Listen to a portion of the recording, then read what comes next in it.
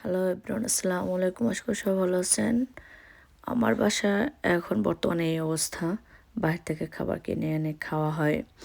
তো খোকন সে বাইরে থেকে খাবার নিয়ে আসছে, ম্যাকডোনাল্ডস থেকে বার্গার নিয়ে আসছে আর কোল্ড ড্রিঙ্কস আর সাথে কোকোনাট ওয়াটার। এখানে তো ফ্রেশটা পাবো না, তো এটাই আমাদের এখন একমাত্র ভরসা আর কি। আর সাথে তরমুজ। এই হচ্ছে আমাদের দুপুরের খাবার আজকে।